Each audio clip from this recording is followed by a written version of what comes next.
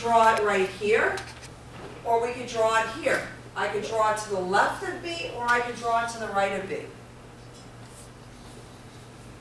Is A or B the correct location, and why?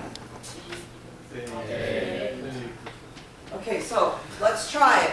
Let's put our hands in the direction of A. Let's do A first. Right hand rule. Fingers go in the direction of force. Palm goes towards B. Do I create a positive or negative moment?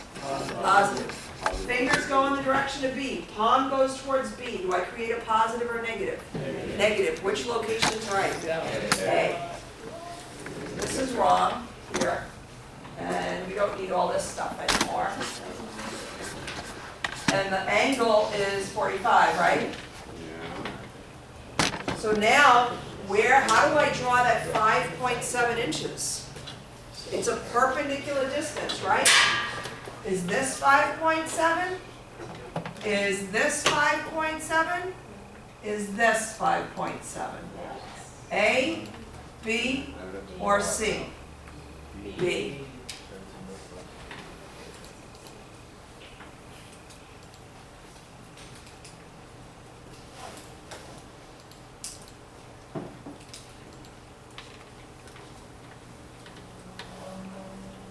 So Wes, considering this bracket's free in space, oh, I didn't write the force. Gotta write the force, right? 141.4 pounds.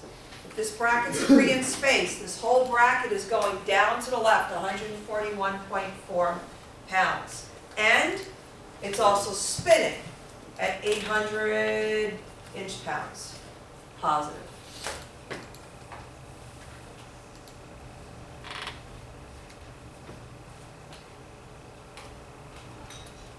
Why are we doing all these calculations? Well, ultimately, we're not dealing with brackets that are flying around in space. They're connected somehow, right? And we need to know, we have to design, as engineers, design that connection.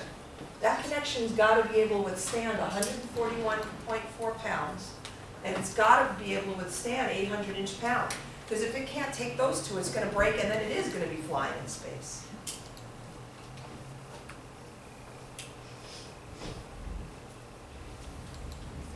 Okay, let's go to the next problem. So, Yeah, Paul? well, okay, so to get the angle for that 5.7 inches. I don't really need an angle. Well, you need to know. Well, this is perpendicular right here, Yeah. right? I just need to know that that 141.4 is going down to the left and it's 5.7 feet. I mean, I guess you could do the geometry, but I'm not going to do the geometry. It's not important.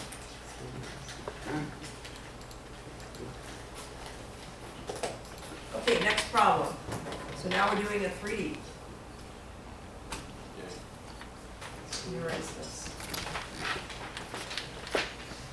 So on these equivalent system problems, what's the first thing you find out? The resultant. You got to find the resultant. You have to find the resultant force and the resultant moment.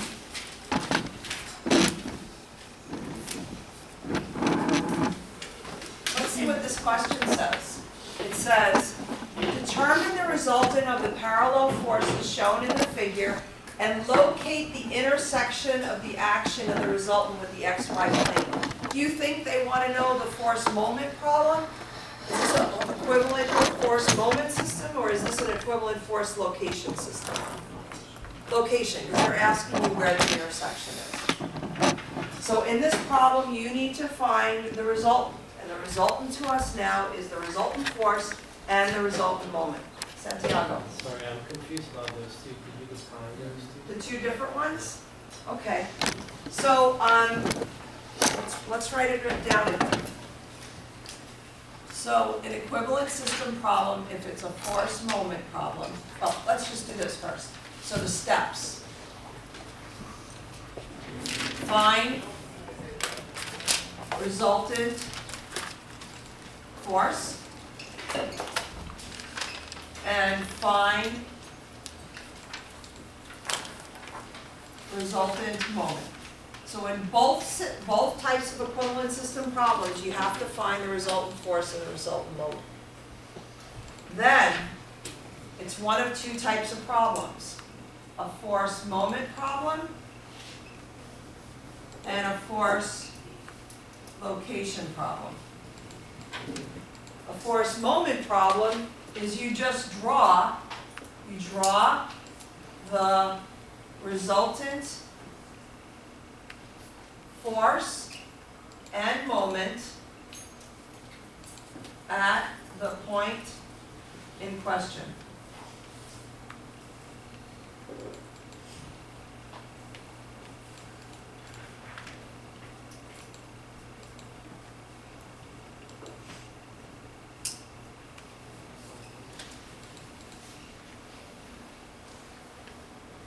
On the force location problem, there's another piece of math I need to do. David, are we up to you? I think so. What's the other piece of information I need to calculate? Here, no matter which equivalent system is, I have to calculate the resultant force and calculate the resultant moment. And for the force moment problem, I'm done with the math. I just have to draw it. But what do I have to do on the location problem? Find the distance where the force would create that same unit. Correct. So I need to calculate the moment divided by the force to find the perpendicular distance. And then I draw the resulting force at the location from the point in question.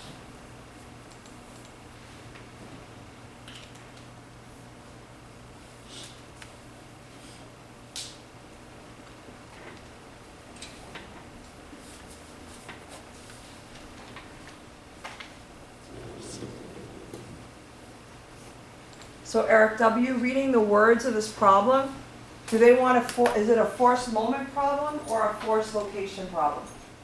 Force location. Force location, how come? What is it asking you for? Determine the resultant of the parallel. It's asking you for it says locate the intersection of action, so they want to know where it's located. So it's got to be a force location problem.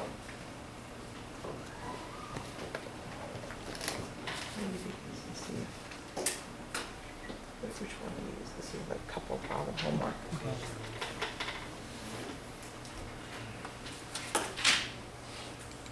So let's look at this, Santiago, did that clear it up? Yeah. But both types, you have to find the resultant first. So Brandon, taking a look at this problem, there are all these forces, right? They're all parallel forces and they're all concentrated forces. And which direction are they in? Yeah, Z direction. The Z direction. So do they create a moment about the Z? No. Do they create a moment about the X? Yeah. Do they create a moment about the Y? Yeah. Yes. Okay, so first step, find the resultant force. Everybody find the resultant force. Second step, find the resultant moments.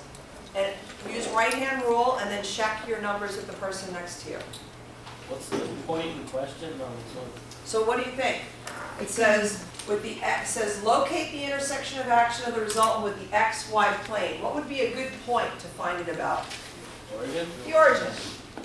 Because Brandon just said there is a moment about X and there is a moment about Y, and where they converge is the origin.